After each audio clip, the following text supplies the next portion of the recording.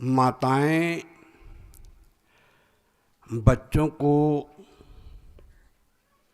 जो संस्कार देती हैं, पिता बच्चों को संस्कार देते हैं, वो उनके हृदय में बैठ जाती है। 5वीं मैंने कविता पढ़ी थी, जो शिक्षाएं बाल्यकाल में तू है देती, अटल रूप से वे जगह में बस कर लेती।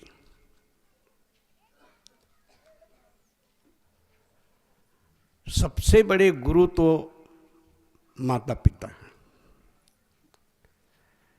इससे बच्चे बहुत सीखते हैं,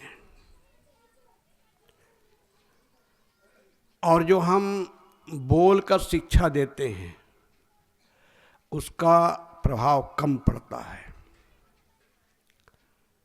हमारे आचरण से बच्चे ज़्यादा सीखते हैं। इसीलिए किसी नित्यकार ने उनसे पूछा, नित्यकार से, कि बच्चों की शिक्षा कब से प्रारंभ करनी चाहिए। तो नित्यकार ने कहा, बच्चे पैदा होने के 20 साल पहले। प्रश्न करने वाले ने कहा, अभी पैदा नहीं हुआ है बच्चा, उसको हम शिक्षा कैसे दें। उत्तरदाता ने कहा, जैसी संतान आप चाहते हैं वैसा अपना आचरण स्वतः बनाएं। छत्तीसगढ़ में एक कहावत है, जैसन जेकर घर द्वार तैसन तेकर फरिका, और जैसन जेकर माँ बाप तैसन तेकर लइका। बहुत सटीक है। माता पिता तो एक गीली वस्तु के समान है। माता पिता सांचा है, सांचा में जो ढाल दिए गीली वस्तु को, उस सांचा के अनुरूप बनता है। हमारी जो संस्कृति है,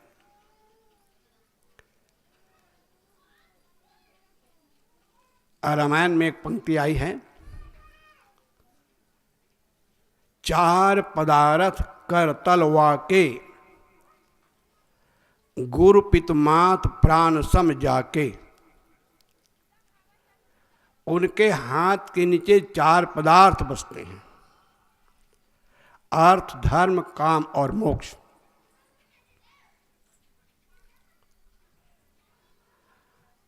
बहुत मार्मिक पंक्तियां हैं।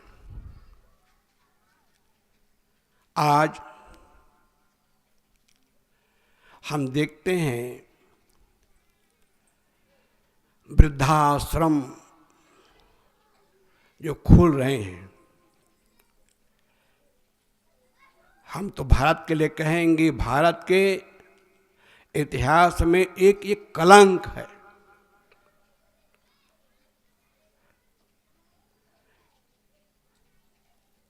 माता पिता कितने बच्चों को पाल लेते हैं कष्ट सहकर,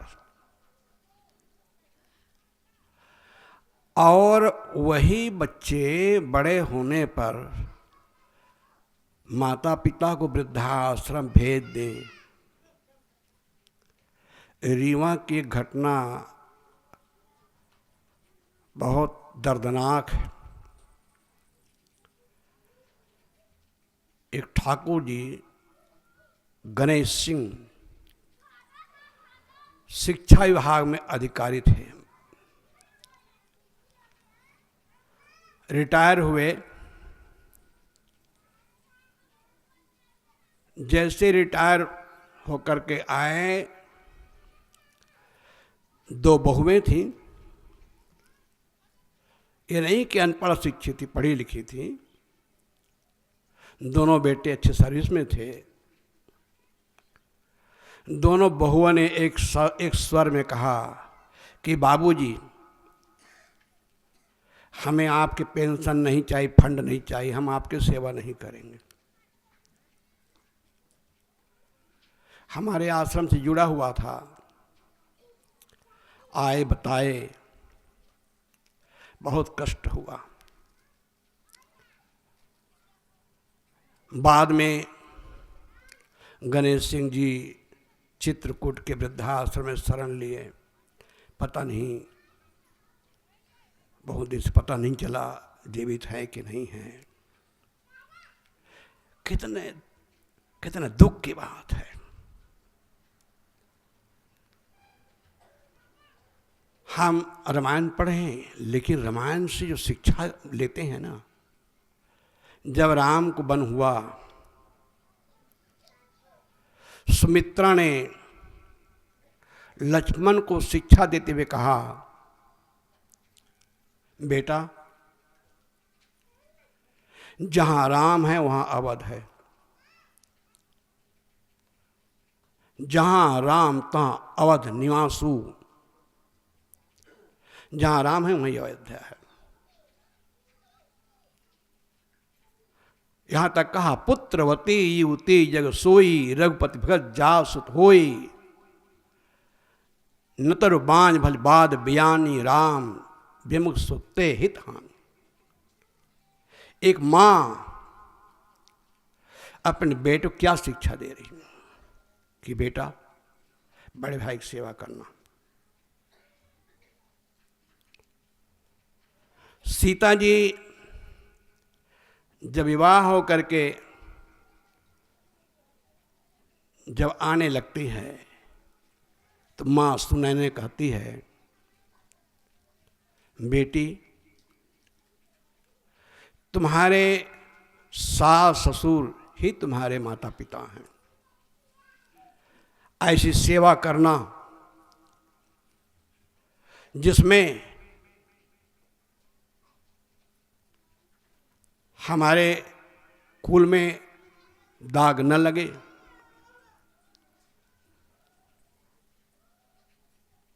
महिलाएं जब संस्कार लेकर के, सुंदर संस्कार लेकर के, भक्ति का संस्कार लेकर के, सेवा का संस्कार लेकर के जब ससुराल आती हैं, कबीर साहब ने कहा, माई में दोनों कुल उजियारे। माताएं जो सिंदूर देती हैं तो बीचों बीच देती हैं। दो भाग होता है, एक ससुराल का भाग होता है, एक मायके का भाग होता है। सुशीला नारियां जब अपने सेवा परायणता का जब परिचय देती हैं तो सचमुच में वो दोनों को उजागर करती हैं। एक कवि ने बहुत सुंदर लिखा, देखे सासुर को मानो राज पायतु,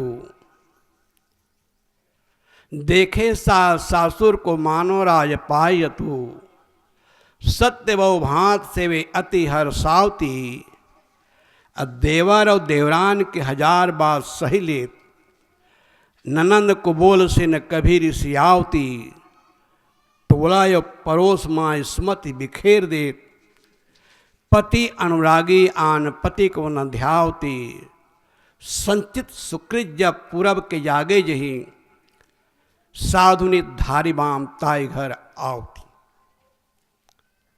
कितना मार्मिक कवि कथा कह रहा है। देखे सास सासुर को मानो राज पायतु, सास ससुर को देखे तो ऐसे लगना चाहिए कि हमें राज मिल गया है। सास ससुर माता पिता जीवन भर जो मेहनत करते हैं, किस लिए? इसलिए कि मेरे बेटा बहू, मेरे नाती नतरे सुख से रहें।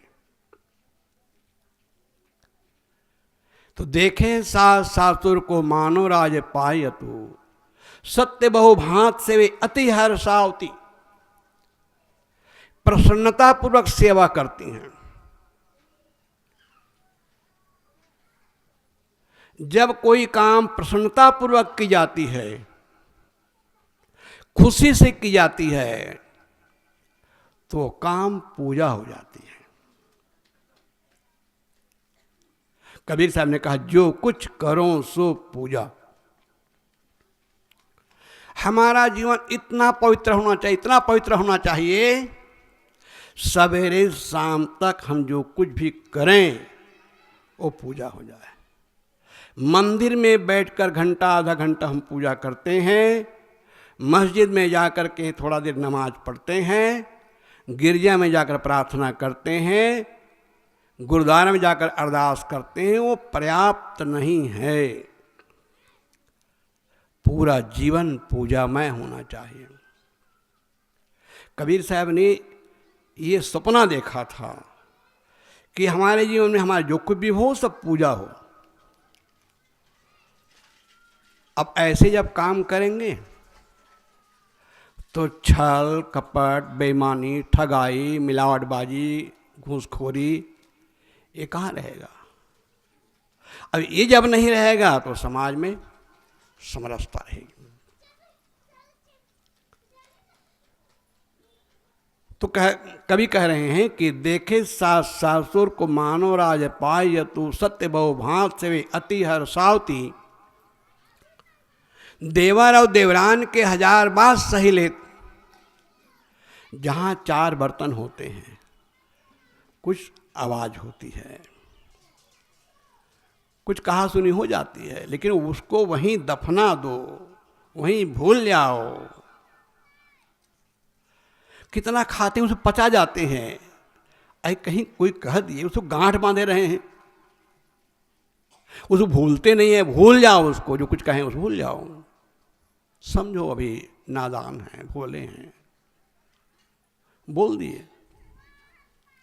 ओ तो ऐसा ही हुआ तो मत हो अयान, वे निर्गुनिया तय गुणवंता मत एके में शान। वो तो वैसा ही हुआ। कहा जाता है गधे ने लात मारा, क्या तुम गधे की लात मारोगे क्या? तो देवर और देवरान के 1000 बात सही ले, ननंद को बोल से न कभी से आवती। टोला या परोस माए सुमति बिखेर दे। ऐसा जीवन जियो, टोला पड़ोस में, आसपास में, आसपास के गांव बस्ती में आपका नाम फैले, फलाने के यहाँ एक बहू आई है। बहू क्या है? वो साक्षात लक्ष्मी है, देवी है। आपके सुकृति की चर्चा, आपके त्याग तप और आपकी सहनशीलता, आपके स्नेह और प्यार की चर्चा जन जन में होने लगे। टोला यो परोस माही सुमति बिखेर दे। सज्जनों, सही में अगर देखा जाए, जहां सुमति है वहीं तो स्वर्ग है। एक छोटे से चुटकुला कहानी याद आ गई। एक बार एक घर में रात के 12 बजे लक्ष्मी जी प्रकट हुई। बात समझाने की कहानी है। गृहपति देखा एक तो लाइट चमचम चमचम कर रहे हैं, इतने में रूप प्रकट होते हैं। लक्ष्मी जी कहती, बेटा तुम्हारे घर में बहुत दिन से मैं रही हूं, तुमने बहुत सेवा की, लेकिन मैं इस घर से जाना चाहती हूं। लेकिन यूं ही नहीं जाऊंगी, एक वरदान देना चाहती हूं, जो इच्छा हो मांग लो। व्यक्ति ने सोचा क्या मांगा जाए। सोचा कि कम से कम थोड़ा समय ले लिया जाए। कहा, मां वरदान तो आप दे रही हैं, लेकिन थोड़ा हमें समय दे दीजिए, हम घर के लोगों से थोड़ा सलाह ले लें कि क्या मांगना है। कही ठीक है, मस्तु, मैं कल आ जाऊंगी। उस व्यक्ति ने अपने घर के परिजनों को इकट्ठा किया। उनके माता पिता थे, पत्नी, बच्चे, बहुएं, सबको बैठाया और रात के बाद उन्होंने रखा। लक्ष्मी जी आई थी, कह रही थी, बहुत दिन से यहाँ रह रही हूँ, तुमने खूब सेवा की, लेकिन मैं यहाँ से जाना चाहती हूँ, लेकिन जाते वक्त मैं एक वरदान दे के जाना चाहती हूँ, यूँ ही नहीं जाऊँगी।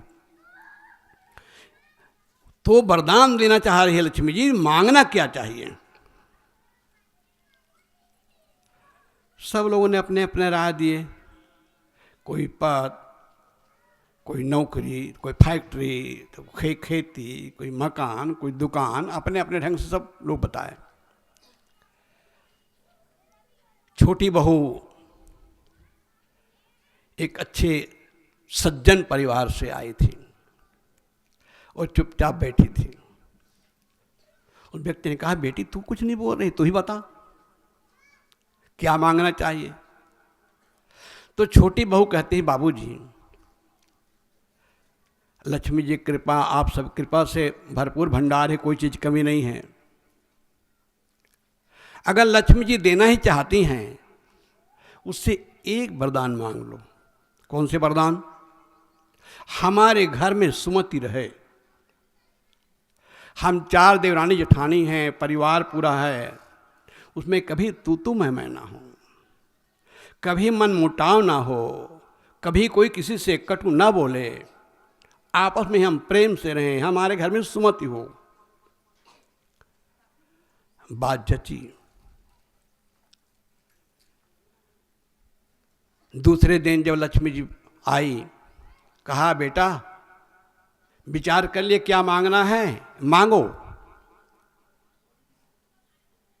उस व्यक्ति ने कहा, मां आप कृपा से सब कुछ भरा पूरा है, अगर आप देना चाहती हैं तो एक वरदान दे दीजिए, हमारे घर में सुमति हो। उसके बात से लक्ष्मी जी इतनी प्रभावित होती है, कहे बेटा तुमने तो वो वरदान मांग लिया, वो वरदान मांग लिया, अब तो मैं इस घर से कभी जाऊंगी नहीं। गोस्वामी ने बढ़िया लिखा, जहां सुमत तहां संपत्ति नाना, जहां कुमत तहां विपत्ति दाना। जहां सुमति मत संपत्ति कमी नहीं सज्जनों। घर में सुमति हो, और घर में सुमति है तो छत्तीसगढ़ कहते हैं बटकी बासी और कहाँ नून, नमक और बासी खा रहे हैं। और घर में सुंदर प्रेम है, पति पत्नी में, सास बहू में, देवरानी जेठानी में, वहां स्वर्ग होगा। एयर कंडीशन मकान में है, एसी गाड़ी में चलते हैं, बहुत कीमती गहने जेवर हैं, कपड़े लत्ते हैं, सब कुछ है, लेकिन आपस में तनाव है, तू मैं है, टेंशन है, बोलेंगे नहीं, अब बोलेंगे तो लगे गुब्बारा फट रहा है। वहां कैसे स्वर्ग होगा? तो कवि लिखते हैं, टोला यो परोस माही सुमति विखेर दे, पति अनुरागी आन पति को न ध्यावती। गोस्वामी जी ने पतिव्रता पर बहुत रामायण अरण्यकांड में लिखा। पतिव्रता, जग पतिव्रता 4 विधि आही, वेद पुराण संत अस कहीं, उत्तम के अस बस मन माही, सपने आन पुरुष ने।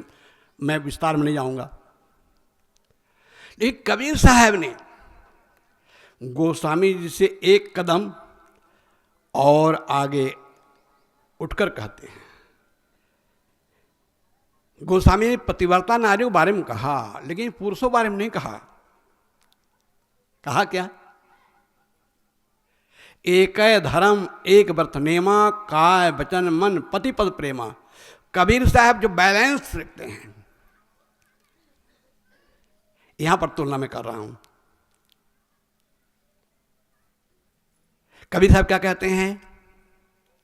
स्त्रियां पतिव्रता हों, ये अच्छी बात है, लेकिन पुरुष एक पत्नी व्रती हों। महाराज राम का भी एक आदर्श लीजिए, उन्होंने एक पत्नी व्रत का पालन किया। जब अश्वमेध यज्ञ करना होता है तो ऋषि मुनि पंडित कहते हैं कि भाई बिना पत्नी के यज्ञ कैसे संपन्न होगा?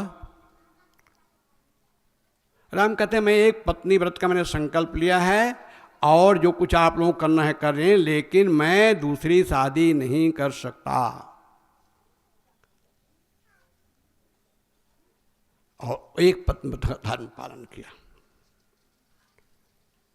कबीर साहब क्या कहते हैं, कबीर साहब साखी देखिए, नैना अंतर आओ तू, नैन झाँप तु ले, ना मैं देखूं आन को, ना तू ही देखन देऊं।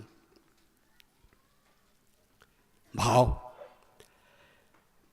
नैना अंतर आओ तू, मैं मेरे आंखों में समा जाओ, नैना अंतर आओ, और आंख में आ जाने पर क्या करूं, अब मैं अपने आंख बंद कर लूं। महिला कह रही है, नैना अंतर आओ तो नैन झाँप तो ही ले, ना मैं देखूं आन को और ना तो ही देखन देऊं।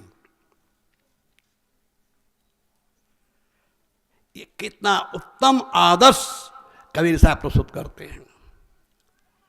अब पतिव्रता के क्या पूछ रहे हैं, पतिव्रता मैली भली, काली कुचित कुरूप, पतिव्रता के रूप पर वारों कोट स्वरूप। जिस घर में दाम्पत्य जीवन अच्छा नहीं होता है, पत्नी कुमारगी है या पति कुमारगी है, उस घर में बच्चों को सुंदर संस्कार नहीं मिलता है, बच्चों का जीवन एकदम अभिशप्त हो जाता है। घर को स्वर बनाने के लिए कबीर साहब का आदर्श जीवन में अनुकरण करना बहुत जरूरी है। खासकर गृहस्थ आश्रम में पत्नियां, नारियां एक पतिव्रता हों और पुरुष एक पत्नी व्रती हों। तो कवि कहता है, पति अनुरागी आन पति को न ध्यावती, संचित सुकृत जब पूरब के जागे जही।